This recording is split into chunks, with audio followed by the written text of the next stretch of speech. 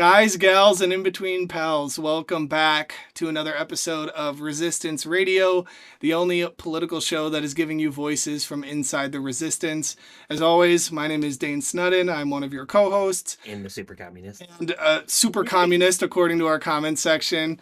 And joining me today is the Chaos Queen herself, and according to our comment section, an autistic gender bender, Emma Embers. The one and only, thank you. We are without James today, but we do have a very special guest on the show, Juliana Bennett, who is running for Wisconsin State Congress in the Madison area. So, little shake up. Juliana, welcome. You are the second person we've had from Madison. First one was Fran. So, that's and if I'm not great. mistaken, your district is Fran's district, correct? Indeed. Yep. I'm ready Okay. to succeed Fran in the state assembly.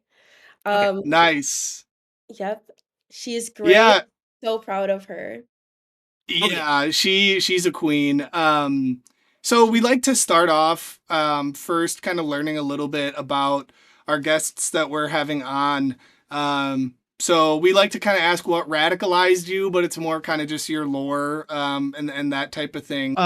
Tell us a little bit about yourself, kind of what radicalized you and kind of your story a little bit.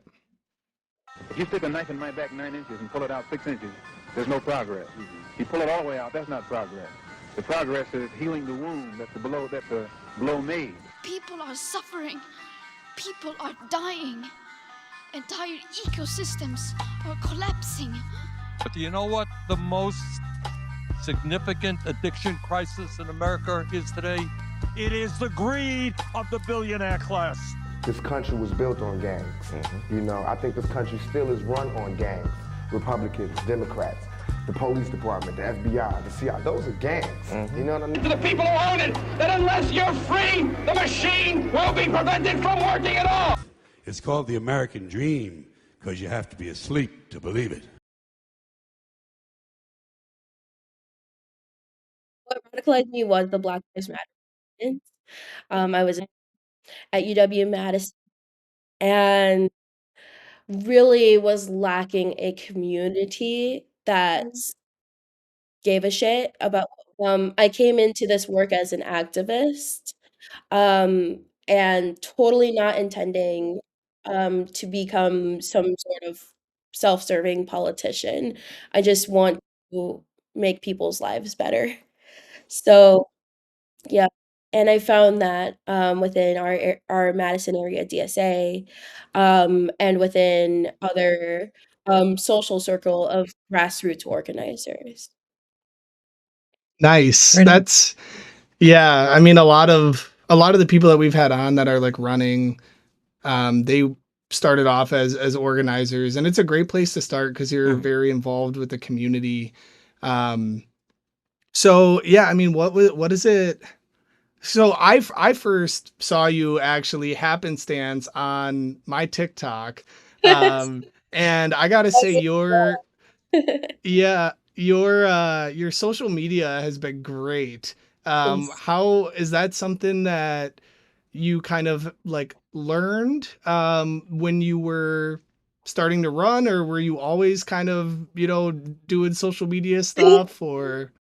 Yeah, and it's interesting. I think I benefit from being a 26-year-old native TikTok user. So what I do before bed is like scroll on TikTok and then, go to Instagram and then go to Twitter and all the socials pages. So it seems natural to me. What didn't seem natural to me was the frequency that we have to post, and this was like the learning piece. Yeah, I met with like they're a progressive digital um creator and also ads manager, and they were like, your your socials are doing okay, but you're not posting enough. And they're like, whatever you think you're posting, you actually like need to post more, and if you think you're posting too much, you need to post more than that.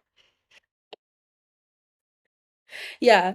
So that was the context going in, and um I think just comparatively, look at Fran's page versus everyone. Francesca Hong. She's having such a great reach because she is constantly engaging with the community, and also the social media strategy is clearly working because it's brought us to you. So Oh yeah, exactly. Yeah, I actually, so I'm a slightly larger fan than Dane because he first announced, I happened to be looking at like the statewide stuff to kind of get ready for getting people scheduled and all that, yeah. being the scheduler of the show.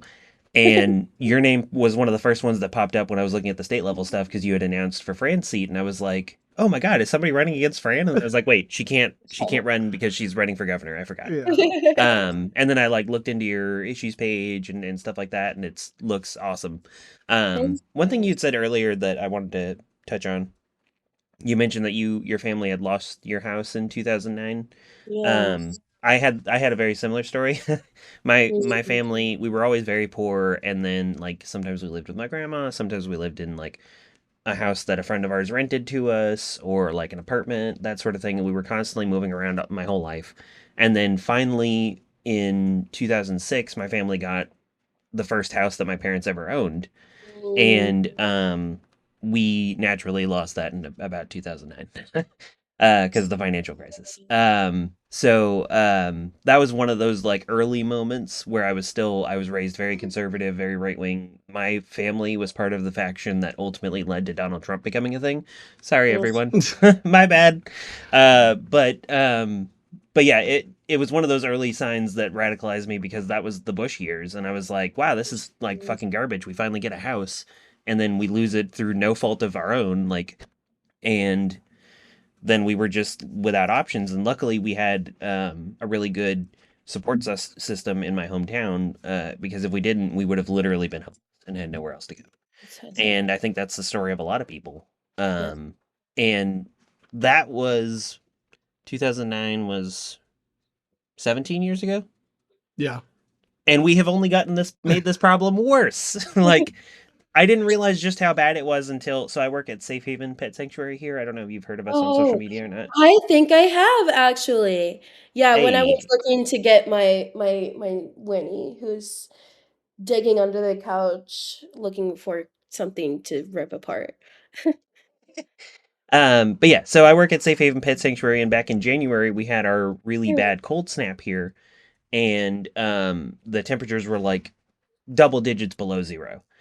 And it was so unsafe for people to be out on the streets, and yet we got word through a friend of our founder Elizabeth, her name is Kathy, that multiple people had been kicked out of St. John's shelter here in Green Bay mm, and forced out onto the streets, and then they just showed up in Kathy's yard and were like, this, like, we literally can't live out here, like we need help. wow. And so Kathy, just in like a stroke of immediate like, what the hell am I going to do, but turned out to be a genius idea, was I'm going to ask Elizabeth if she can help. Yeah. So she asked Elizabeth, and Elizabeth talked to me, and then we were like, well, fuck it. If people are out there freezing, then bring them inside. Who cares? Like, Yeah. so we just kind of became like a combination, kind of like the new IHOP Applebee's thing. We kind of became a combination cat rescue and homeless shelter for about a month. And then just randomly on a Friday, the city was like, hey, you guys need to stop doing this immediately. Kick all those fucking people back out onto the streets, or we're Whoa. going to start fining you a ridiculous amount every day and also start sending the cops in and stuff. And we were like, what the shit is happening Yeah. here? Wow. And all of that long story, it culminated in us finally managing to get, like, we just figured out, all right, we'll just create like a little splinter shelter, which we call the Safe Haven Hope Center. And then Oh, that's beautiful. we were finally able to get a building April 1st to actually start housing them. Which is cool. But Congratulations. thank you. But yeah, that was another one of those things that, like, as radicalized as I've gotten over the years, that made it even worse, or worse for the right wing, but better for me, because it was like, oh no, this problem is 17 years later is still way worse than it was back then, and nobody seems to be doing anything about it. And then the city's response to it was, just put it back on the streets. Who cares? Like, Yeah. Mm. Yeah. So No, honestly, that there's so much there. Um, it reminds me when I'm a former Madison Alder because they were like, they can't be in this public park. Let's move them to this tick infested swamp. And I was like, "No, no, no, no, no, no." And, we passed a resolution that said that we have to create a humane alternative, which led to the first legalized, encampment in the city, I believe in the state as well. Yeah, no, for sure. I mean, that's definitely it's just lived experience for people at this point. Yeah. But kind of um still talking on that front, obviously Madison, a slightly different area than where we are. But I would imagine you're hearing a lot of the same things from people. What are some of like the big issues Mm, in Madison that you're hearing from people? sure, sure. Also, total aside, I have to say that I freaking love Green Bay. I actually had my, birthday party last year in Green Bay. Um, there's, like, I don't know, I love, like, you have the little downtown area and, yeah, yeah. It was Oh yeah. really cute. I love that. Um but I think the things that we're hearing in Madison are the same things we're hearing statewide. Our local property taxes are way too high. They've increased by at least $600 to $700 each year since 2020. And by proxy, our rent has also doubled in the past 5 years. Our schools are underfunded, which is directly related to the property tax issues because the state legislature is holding up our money and instead of funding schools are giving tax breaks to data centers. And our wages are too low. The minimum wage in Wisconsin is still $7.25 an hour. And even if you're not making $7.25 an hour, there's plenty of people making way less than a livable wage. Um, and so those my top 3 issues are lower taxes, lower rents, funding our schools, and raising our wages, and being a decent fucking human being. Imagine that. Staying on housing a little bit. I know what this is, and I know Dane knows what this is because we're both supporters of it. But for our Mhm. viewers, one of the things you have listed under your housing platform is the Tenant Bill of Rights, which I love. Yes. Could you explain that to everybody? Absolutely. So in Wisconsin, in the past decade or so, we've passed over 100 pro landlord bills. Those bills range from um, prohibiting building inspection from doing routine inspections of units to make sure that they're humane to just completely weakening tenants' rights and their ability to negotiate leases, to get out of their leases if their landlord is, being terrible. And so a tenant bill of rights sets forth a um, general kind of rights for tenants. Like you have a right to a fair lease, you have a right to a humane and safe living space. You have the right to break the lease under certain conditions. Those are just a few pieces of a tenant bill of rights that have been passed in other states that we can pass here, to just give a little back to tenants that need that support. Right on. And then I'm not sure if you are fully aware of this because it's the county level, but Mm, so one thing that I had a friend of mine who recently has been trying to look for a place, mm. and they sent me the rejection letter they got from the company, and it literally said on there, "We don't have to give you a reason except in Dane County." And I was like, "Well, hold on a second. If they say except in Dane County, that implies that the county of Dane passed, not the person of Dane, but the county of Dane passed a thing that made it to where they had to give you the reason for the rejection, which means, first of all, if that's the only county in Wisconsin that does that, that fucking sucks. Yeah. But Yeah. second of all, it means that we could potentially pass something here in Brown. Do Mm. you know what they I'm might not have at the county exactly level that makes that? certain, but I could look into it. Yeah, If you I could, that would know. be amazing. Absolutely, I will. We've passed numerous things at the local level that might not be the case in other areas. For Okay. example, Madison, we have a we have an extensive rent abatement ordinance. It's like one of the strongest rent abatement ordinances in the state and definitely in the nation. Or sorry, certainly in the state. I believe in the nation. And rent abatement basically means like if your landlord is found to be violating certain building codes, you can get a certain number back from your previous rent paid and get a certain number off of your rent until that issue is fixed, which is huge. And we also have a very strong equal opportunities commission that has passed like um, local ordinances about protecting people from discrimination that is not applicable statewide. So it sounds more like we should just, make sure that landlords give a reason why statewide. But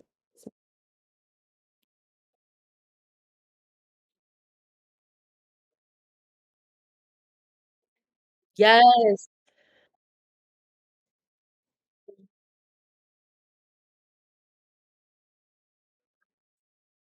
ooh, I have a new ask.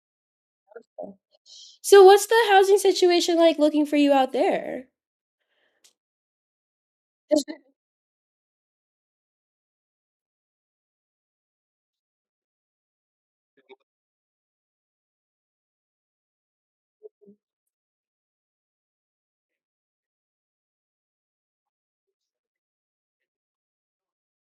Mm,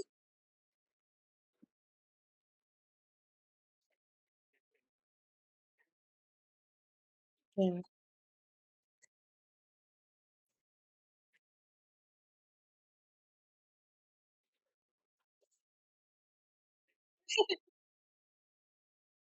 yeah. I used to work at the Wisconsin Housing and Economic Development Authority, and we had a tour of like low-income housing developments in Green Bay. And I remember one of the issues they were bringing up was that there's a lot of people, the short-term rentals issue. Like a lot of people are like buying homes. Um, and yeah, that's shooting up the housing cost too. That's also a state level issue that we can take action on.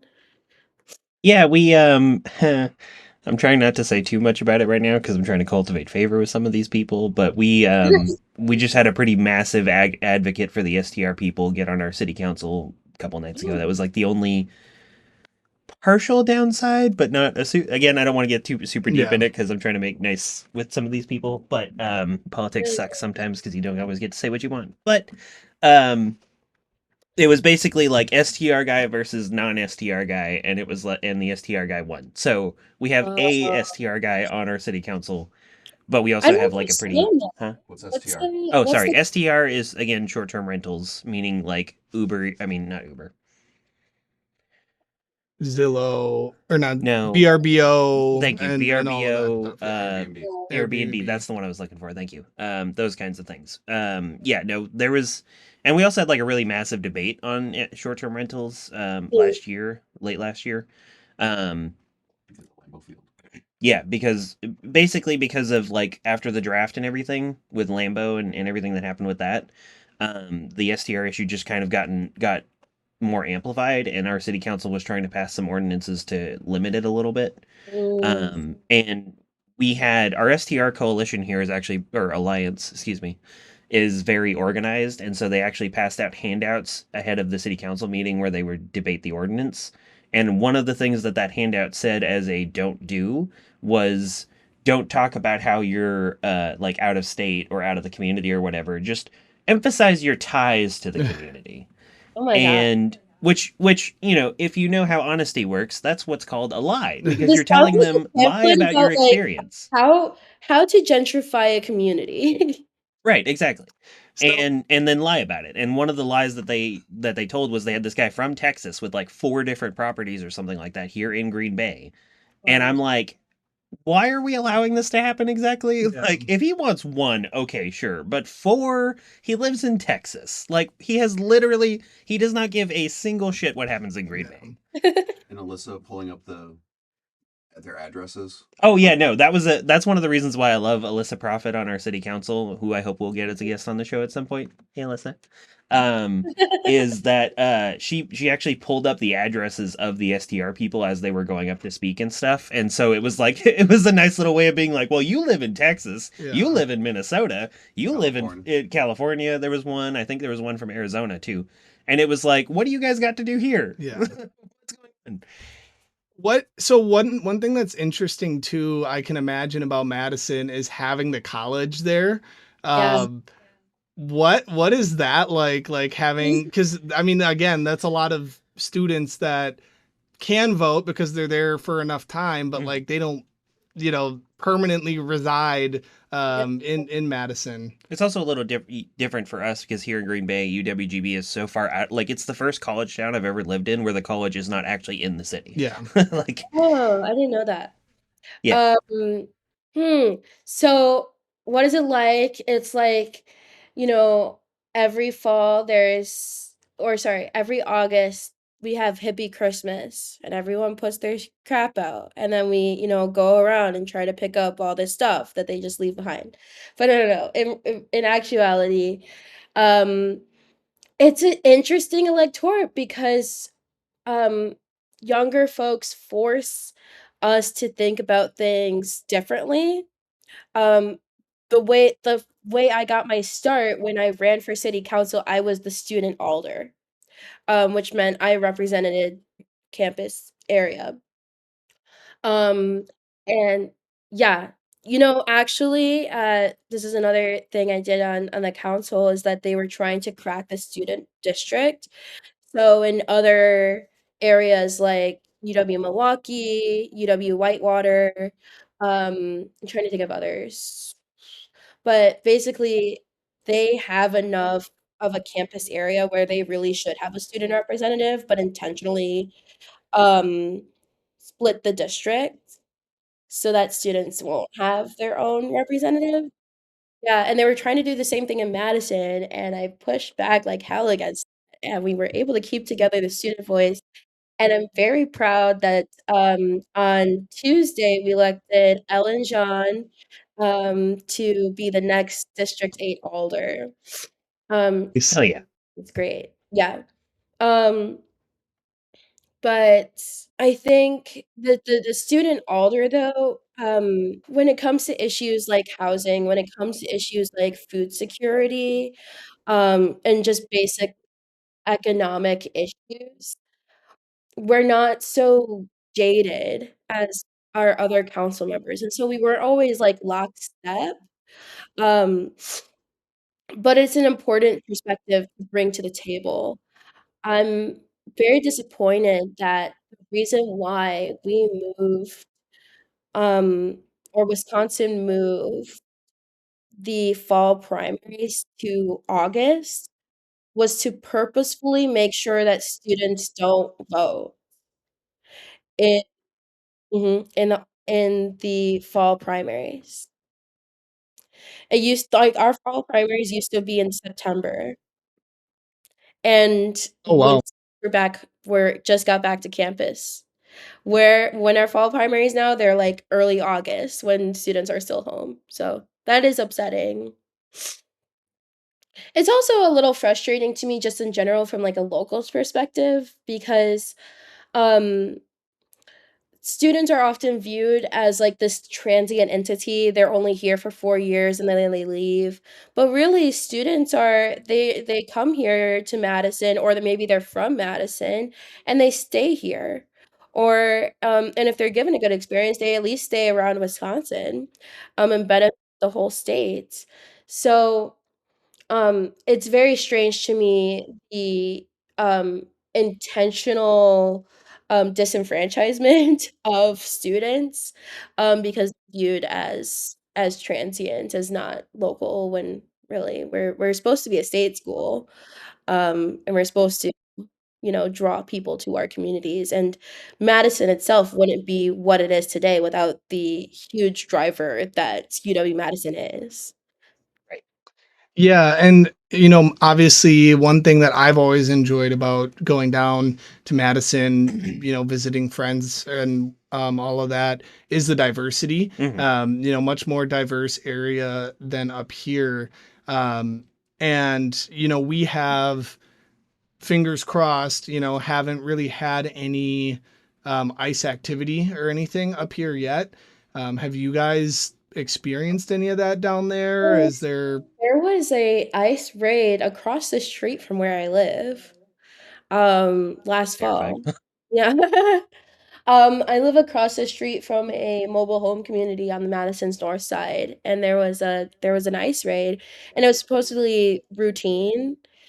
Um, but thankfully, there's nothing close to what's happening in Minneapolis. Um, but I know we're target number 1 or 2 next to Milwaukee. I'm Yeah. And what's it like running in such a diverse area? You know, I know one thing predominantly that you put out and describe is, you know, being queer, black, socialist. Yeah. And it's, you know, something we're starting to get a little traction with that here. Like we had our first kind of openly socialist candidates running Nice. in this past election. Some Um, of whom won. yeah, some of them That's won. awesome. Oh Our my gosh. producer Pete was running as an open socialist. So Go Came within Pete. 100 votes of his opponent, who was a very well established family name kind of person in yeah, the community who has been on the board for, I think you said 15 years, and hasn't had a serious challenge in the last decade. That's And yeah, Pete got within amazing. 100 votes of him as a card carrying, so literal card carrying yeah. socialist. Wow. Wow. Oh my gosh. Okay, It- this is huge. Yeah, Okay, that's Pete's card, his socialist card. oh but my You yeah, can't really see it. I will tell you, like, on the ground here in Madison, um, so if you talk to, like, everyday normal people, like, everyday regular people, they're like, "Yes," they don't really give a damn about being a socialist, they're just like, "Can you lower my property taxes?" right. Um, and it truly is the establishment that's going around saying that people like Fran are unelectable or people like Pete are unelectable. We have a Democratic Party that takes money from APAC, that takes money from corporate PACs, that routinely tries to exclude and purposefully get out progressive candidates because that would be antithetical to their entire mission. Um, and I am so that's like so exciting to actually hear the groundswell movement up north. Um, actually yesterday I was at Up North News, and you know the dude's out in Eau Claire, and he was saying the thing that's interesting is that no one it really cares about the queer part. They don't care about the black part. They're curious about the socialist part. And I think that says a lot about where we have moved as a state and as a nation, that I feel like people do indeed care about the identity piece. And in my election, whoever wins this race, we will be making history. Um, but the thing that people are concerned about now are like, how are you gonna lower my taxes? Like, I think it's great. You're queer and black. That's cute. Like, how are you gonna lower my Go off, Queen. I also find it interesting you bring up the diversity piece because if you talk to Madisonians, we're like, Madison is not diverse at all. So it's kind of funny. We're Uh, also comparing to Green Bay, which is way worse. Like it's Yeah, like I think 75% white or yeah. something here. Like it's so no, bad. Like we've been it's struggling to find people to have on the beautiful. show that aren't white because there's just so many fucking white people. It's Just okay, crackers for you days. know, we're out here, we're coming. One of my good friends is from oh no, she's from Appleton. Fox Valley still. Yeah. But I guess, yeah, kind of talking about that still. I mean, I can only imagine, you know, I'm not in office, I'm not planning on running.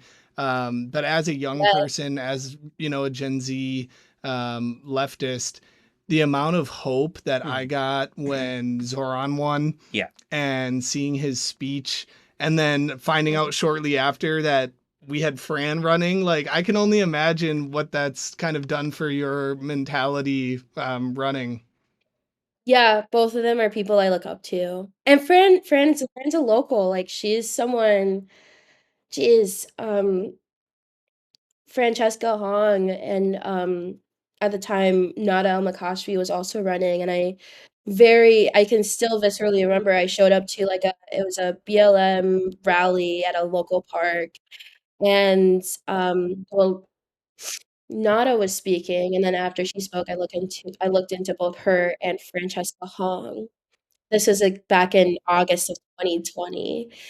Um, yep, and I was like, "Oh my gosh, these people look like me, and they are saying the things that I like to hear.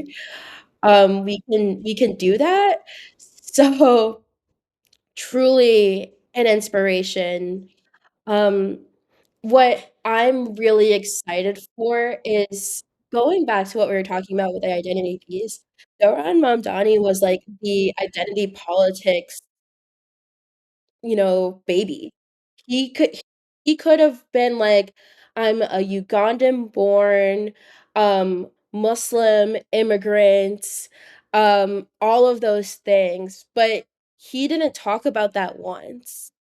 He talked about this race isn't about, who I am, it's about what I'll do, and I see those same parallels with Francesca Hong, where she could be talking about a ton of other things, but instead she's talking about paid family leave, free childcare for all, lower property taxes by funding our schools. That I think people are resonating with that. That's why she's, polling at number 1, plays Fran. Um, she's she's great. Um, yeah.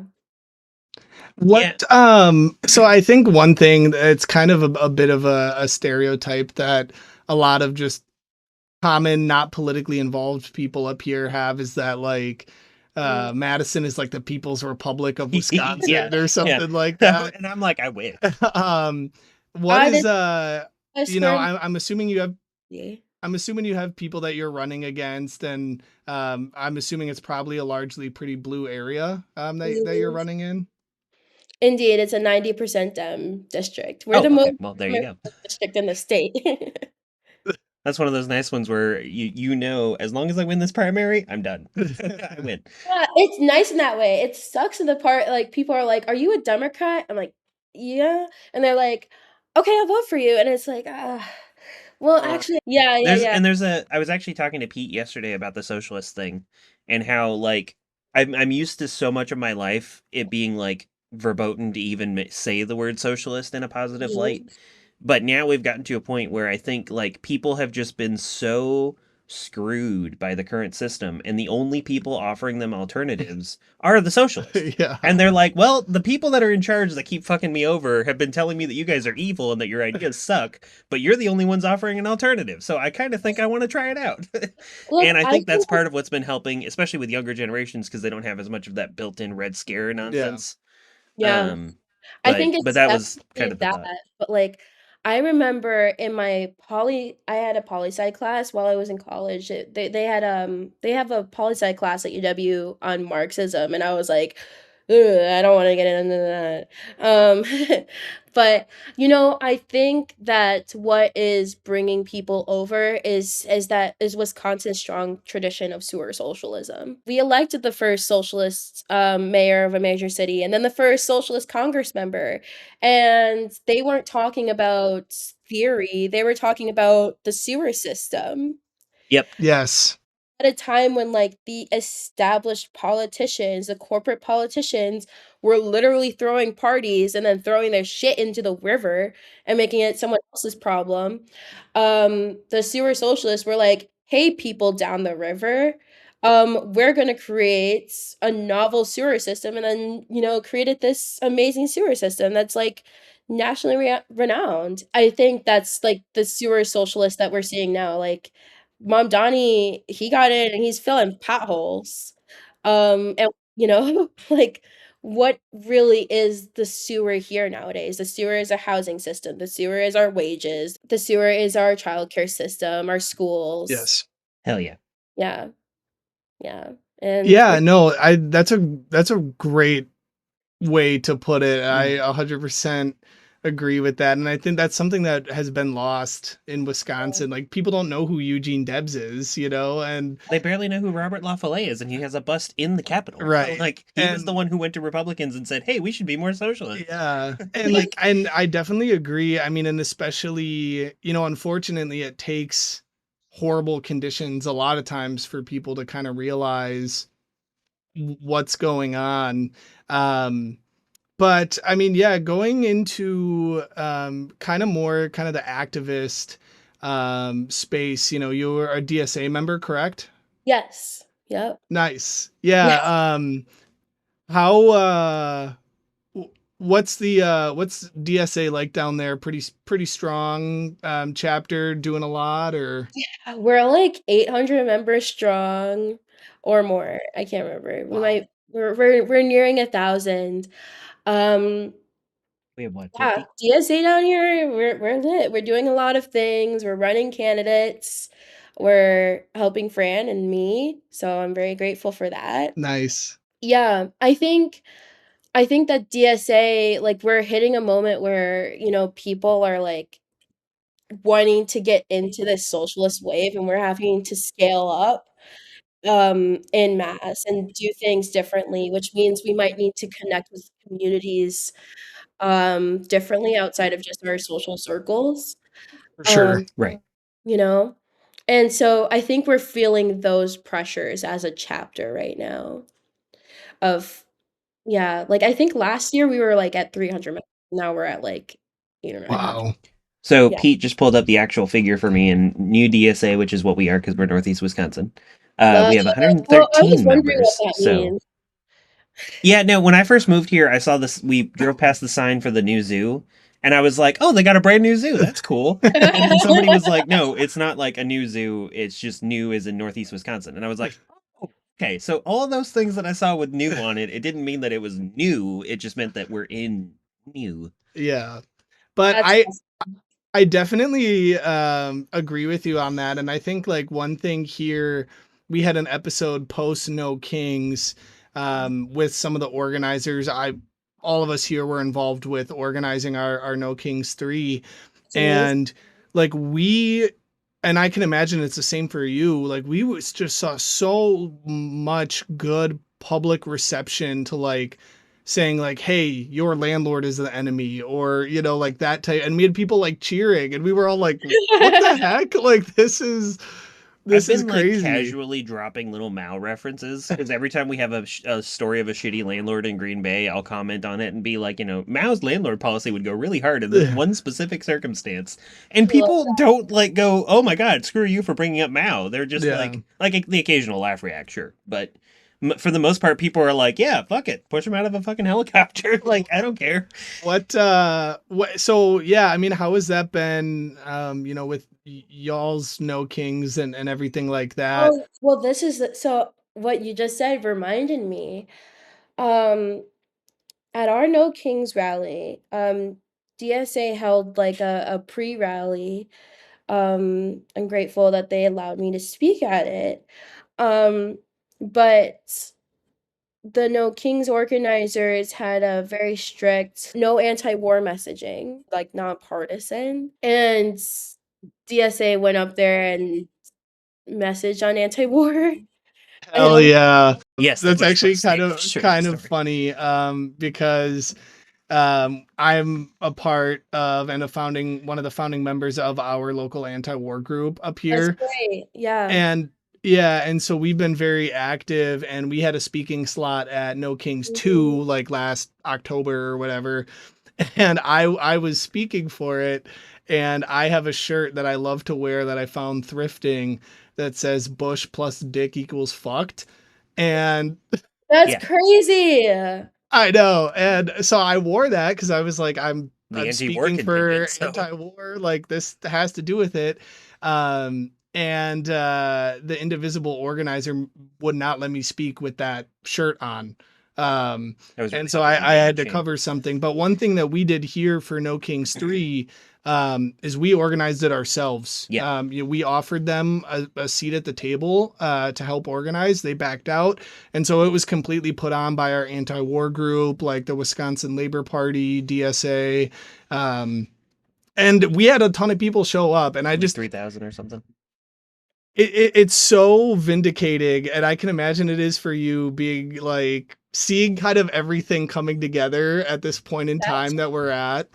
Where we started, or this conversation, that to me, again, it brings up like what motivates people to be the person that's like, actually, no, you can't say that, versus like, hey, people on the ground are really upset about this. Please say that. Yeah. Yeah. I don't know what it is. And I want to know what it takes to bring people in and together and in the same coalition with one another. I feel like as socialists, we're within the Democratic Party because like that's, the way that we can get onto Yeah. tickets. At least I'm talking from a state level, from my perspective. But there's a feeling there that we are viewed as like some strong oppositional force, which Yeah. we are to an extent. But then there's also the extent of like, you know, we're not fucking fascists. Right. So Exactly. It's a very low bar. Like the bar is very much in hell, but everybody who's not a fascist already clears that. Like right. that's why I keep trying to tell people. Like we've had multiple people that we've had to kind of support that aren't socialists or anything like that, including one person that ran for city council that's probably more like center right, but he's sympathetic to socialism at least. But like even having him on there, people were like, "Well, he's not very left wing. I mean, he doesn't sound that way anyway." However, he and I did kind of commiserate over our mutual hatred of Ronald Reagan because every episode I make a point to say "fuck Ronald Reagan" at least once. This is my moment. Fuck Ronald Reagan, but he's the source of most of our problems. Yes. But yeah, no, it's like even getting people that are center right that are still sympathetic to socialism is new for me. Like I'm like until I started getting involved with DSA, I didn't realize just how popular socialism has actually gotten among the masses. Yeah.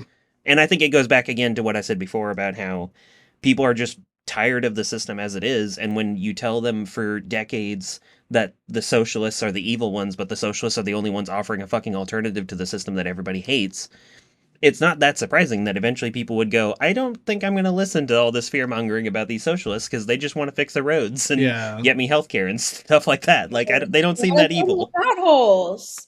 Right. And like, and once people start to realize too that more countries are actually, because that was why the Red Scare started in the first place, was they didn't want Russia to be seen as an alternative to the US system. And so that's why they had to do everything that they could during the Cold War to shut down any arising socialist governments and stuff like that.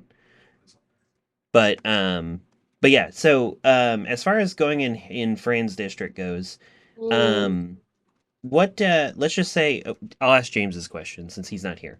James likes to ask everybody, let's just say that you get like a magic hand wave, you can get any 3 policies that you want done without any like opposition, no fighting for it. You just get to walk in, sign the paper, boom, you get 3 policies. Well, I mean, the first thing is like obvious, like my top 3 like priorities is just funding our schools, raising our wages, da da da. The first one is like, okay, incredibly niche, but according to the Wisconsin Constitution, you must tax like all properties at the same rate. So a $1 million house is taxed at the same rate as $100,000 house. That's insane. Wow. Yeah, yeah. So like basically like if the tax rate is like 10%, they're both taxed 10%. But 10%, to someone that owns $100,000 house is a lot different. And I would want to pass a constitutional amendment changing that. Yeah, I would support that. Yeah. A way that we can redistribute the wealth is by tackling where wealth lies. And then let's see. That's my property tax issue. Okay, because here's the thing with our platform, I'm like, we can get this done, but the thing that's hard is the prison system too. I would want to see significant reform to our prison system or our carceral system in general, that we stop passing new laws to lock people up for more crimes for more time and start actually investing in community services, invest in a prison system or invest in prisons, generally speaking, that aren't, like, completely inhumane, Yeah. Yeah. how we think that is helping people get on the right track to retribution. And that would be perhaps my other one. But this is a good question. I will have to think about it more too. Yeah, no, I mean all those were great answers, and I guess kind of another question we typically ask, and it'll be interesting hearing and just having another Gen Z voice too is always Yes. great. I'm the usually the only Gen Zer I'm a millennial. on the show, but But um, I'm sorry for you. what have been what have been some things that have been kind of a struggle, I guess, as campaigning, especially in that area? Yeah, well, as a Gen Zer, it's that, um, I was told by many people that I'm 26 years old and I should do this again in 10 years. Um, yep. I What was really disheartening is that I have the Madison political establishment lining up against me because first because of the socialist thing, but then just because, I think I'm antithetical to what they had, and I announced my candidacy in October, and between October and now, I've had to, like, go through a large transformation. I was someone that was a city alder, but also someone that served in the Wisconsin State Assembly as a staff member, and as a State Assembly staffer, there's, like, a mental thing of power dynamics, um at play where staff is told to sit in the back, be quiet, and take good notes. And so putting myself back out there in the spotlight of being someone that, wants to be a representative, I had to, like, go through this mental shift almost. Yeah. Yeah. And which combined with people literally telling me that I'm too young, too radical, um all of those things really just, like, cramp my vibe. Yeah, yeah. I can imagine. Yeah, yeah, but now, we're good, we have, like, this I feel like I've assembled the Avengers when it comes to our team, and I'm very grateful, like, to the people that do believe in me, that are supportive, and really to, people like you and just people in our community. It's really cool to, like, go outside and people are like, "Oh my god, Juliana, I saw your TikTok." Hey. Yeah, that's awesome, and yeah, I mean, I that's kind of what I would expect, for somebody, young that's running, especially somebody young and progressive. But we're kind of coming up on a wrap up time here, and um, great to have you on. We always like to ask kind of a fun question at the end. When we had Fran on, we asked kind of some ramen tips and tricks Oh my for gosh, I love And for her favorite that. recipe. yes, her favorite recipe. So I guess my question, as somebody who is a big foodie and I love going down to Ooh. Madison, what is one of your favorite spots to eat? Oh, I have several.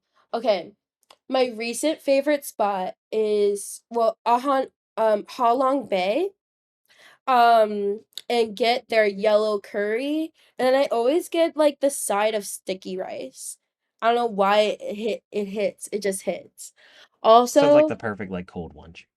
it is oh, it's hot, but it's like Well, a cold day. Yeah. Yeah. cold day, yeah. There's, like, there's this place on the north side of Madison. It's off of Troy Drive and Northport, and it's inside of the BP gas station in the back.